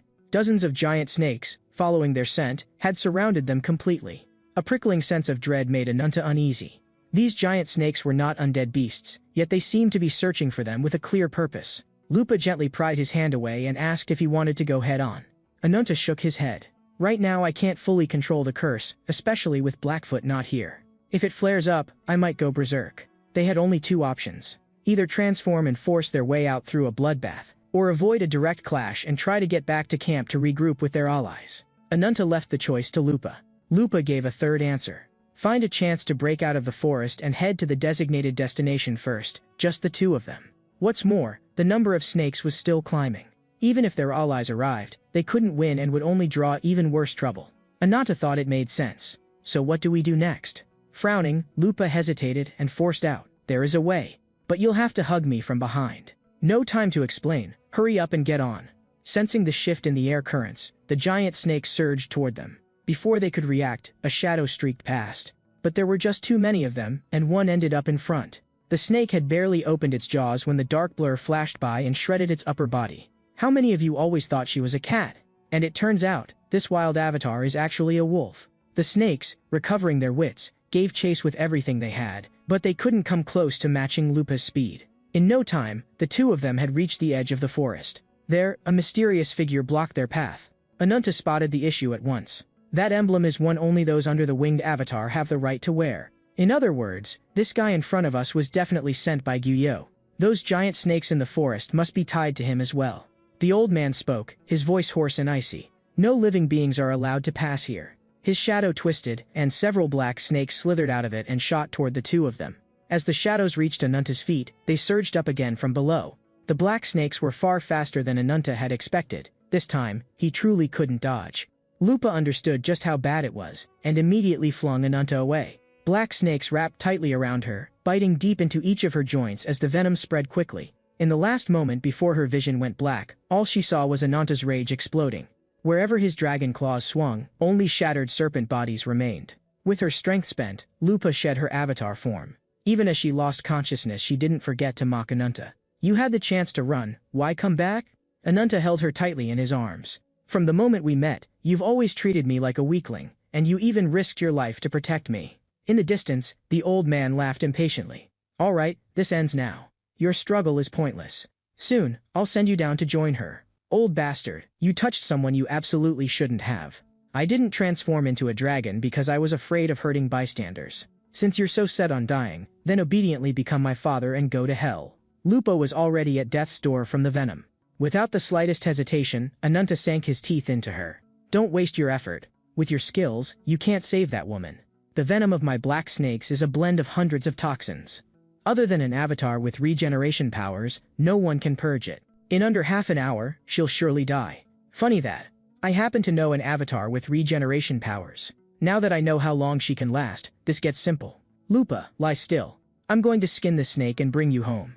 "Don't, Ananta. That serpent avatar is dangerous. Forget about me, just go." Before she could finish, the killing intent around Ananta exploded into something almost tangible. Izan recognized at a glance that Ananta's avatar was a curse clinging to his flesh. This was exactly the man Behiran had mentioned in his report. "In that case, I've no reason to hold back. I am the Serpent Handler avatar under Lord Wing. I'm the one who will kill you here." As soon as he spoke, the serpent behind him lashed out like lightning. One bite was enough to paralyze the entire body. But what happened next was beyond even Izin's expectations. Ananta was on him in an instant, his dragon claws driving straight for the vital point. At the very last instant, the giant snake behind Izin lunged out, taking the lethal blow for its master. A chill ran through Izin's heart. This brat is that fast? Before he could react, Ananta sprang up again from the ground, his dragon claws piercing through Izin's chest. Izin cackled, and countless serpents surged out of the wound, wrapping Ananta's arm tight. The overwhelming force made even Ananta pause in surprise. All the serpent shadows flowed back into one point, forming a massive, crushing body. It was several times larger and heavier than Ananta's black dragon form. Kid, your avatar is indeed powerful. But before the Emperor Serpent avatar, you're just a weakling. Where's that bravado about skinning me? Run out already? In truth, it wasn't that Ananta couldn't go into his third stage, but that if he did, the curse would completely slip out of control. When that happened, its devouring force might even swallow Lupa as well. In her current state, never mind escaping the black dragon's maw, even standing would be a miracle. To protect this woman who had thrown herself in harm's way for him, Ananta chose the hardest path. He took on all the damage with his bare flesh and looked for a chance for a killing blow in the gaps between attacks. Looking at his back, Lupa seemed to recall something Lagartha had once said. Comrades can entrust their lives to one another. Even if you've only just arrived in Warrior City, I'm willing to lay down my life for you. Reality snapped back. Lupa transformed again into her wild avatar form. This time was different. Her entire body was covered in crimson markings, burning her own life for a short burst of immense power. Just as Izin's fully powered punch was about to land, Lupa moved. He didn't even feel pain yet before he realized his arm had vanished. Lupa's form became a streak of crimson lightning in the night. No matter how he searched, Izin couldn't track her movements. Just as he was about to finally lock onto her, that crimson light hit again. 8 streams of light ricocheted back and forth inside the Emperor Serpent's body, shattering everything they touched. On the outside, it looked like the Emperor Serpent had only paused, but in truth the streaks inside were still crossing wildly. With a single horrific scream, Izin's meridians and muscles were all severed. In that brief exchange, Ananta was left utterly speechless. Having spent all her power, Lupa looked back at Ananta. I'm sorry, Ananta. I probably won't make it back. You have to live. As soon as she finished, her body collapsed, and the crimson marks faded away. Seeing this, Ananta's rage completely smashed through his reason. His third-stage black dragon form erupted into a frenzy. A terrifying blood-red killing aura swept the field. The once arrogant Emperor Serpent was now nothing more than prey to be ripped apart bite by bite. With a massive chomp, the Emperor Serpent was shredded. Inside his stomach, the serpent was set upon by the beasts within, gnawing madly. Each devouring meant a new ally joined the pack. As the wings of a bird-shaped demon pierced the Emperor Serpent's body, the Mistletoe inside him cracked as well. With his last breath, Izin screamed out, Quetzalcoatl. Moments later, on the silent battlefield, a new figure appeared. It was Quetzalcoatl, the form of the Emperor Serpent's tail. Within Izin, the two of them were twin-born avatars. As long as one avatar remained within, his body could be reshaped. At that moment, after devouring Mistletoe, Ananta's body began to change. His third-stage black dragon form slowly faded. His consciousness returned, and he realized Quetzalcoatl was nowhere to be seen. At the same time, a strange, unfamiliar sensation arose within him. His second-stage dragon form now brimmed with power that felt on the verge of overflowing, and even his senses had become drastically sharper. He quickly realized this was the result of devouring Mistletoe. It was like having an eternal flame inside him, endlessly feeding him energy. The surging strength left Ananta torn between pain and exhilaration, still nowhere near enough. Through Mistletoe's resonance, he sensed some kind of disturbance deep in the sky. Up there was an avatar with the same aura as the Emperor Serpent, also harboring the other half of Mistletoe. Ananta instantly realized it was Izin's not yet fully destroyed remains. As his wings spread, the black dragon's mind echoed with a single thought. Kill him, take the Mistletoe inside him. Just as he was about to take off and pursue, his vision caught the unmoving Lupa lying on the ground. Catching that sluggish flying serpent wouldn't be hard. But with every moment wasted, Lupa's life was slipping away. After a brief moment of clarity, Ananta chose to give up the chase. Meanwhile, at the edge of the forest camp, Owl led his squad in wiping out the final group of beasts. As his sword pierced the undead beast's heart, the forest fell into long-lost silence. But Owl still had the nagging feeling something was off. He just couldn't put it into words. Nadia felt the same. Although these undead beasts had stormed into camp, they hadn't dealt any decisive damage or deliberately gone after humans. After a moment's thought, Owl could only think of one possibility. That means we were never their target. It's more like they saw something even more terrifying, and fled in mass from deep within the forest. Blackfoot's sudden appearance cut their discussion short. Now's not the time for analysis. What matters most is finding Ananta and Lupa. Without my control, there's a high chance Ananta will go berserk. As she spoke, the guards on watch heard a strange rumbling from the sky. Half an hour after she blacked out, Lupa slowly opened her eyes. If she hadn't heard people talking around her, she would have thought she was already dead. Nadia was shocked to see her awake. By her estimation, with Lupa's injuries she shouldn't have been conscious for days. Lupa's first question was about Ananta's whereabouts. When she tried to get up, Nadia pressed her down at once. Your wounds have only just been bandaged. Any later and the venom would have reached your heart. At that point, even with my magic, I might not have been able to save you. Thankfully, Ananta carried you back without stopping. Finding out that Ananta had carried her back made Lupa's face redden instantly, and she hurried to ask whether that idiot had been hurt. Out of nowhere, Ananta cut in from not far away. So you can skip the thanks, but you're still calling me an idiot behind my back? To think I gave up a big meal just so your little life wouldn't end there. Are you alright? I just saw you take hundreds of punches with my own eyes. With your condition, you've got a lot of nerve worrying about me. Ananta shot her a look. Next time keep a cooler head and don't charge in at the drop of a hat. I don't intend to spend my life in debt for saving you. With that, he turned and left, leaving Lupa and Nadia staring at each other. This man really doesn't know how to say a kind word.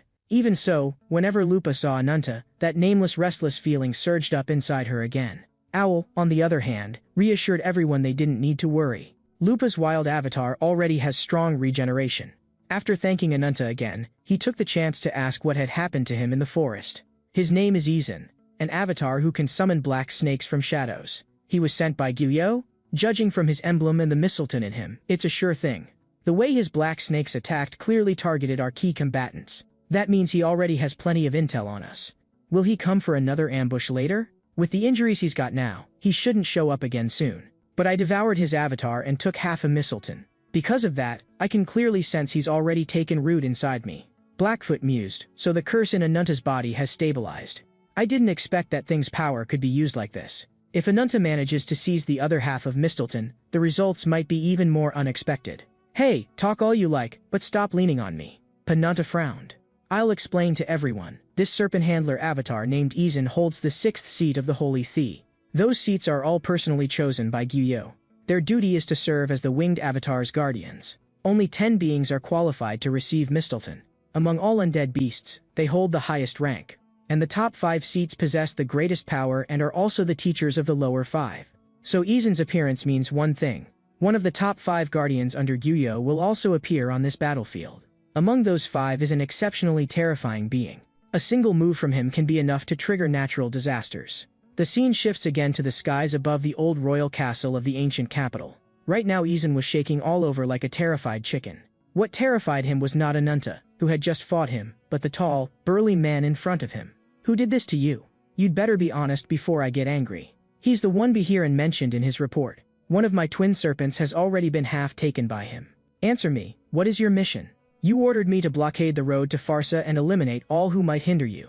My lord, I never once forgot your commands. It's just that this guy's powers are so bizarre. The man before Izan was the Holy See's 2nd seat, the avatar of government. Beneath his cold exterior lay a fearsome name, Gayan. Cut the crap. Lead the way. I'm going to crush this guy with my own hands.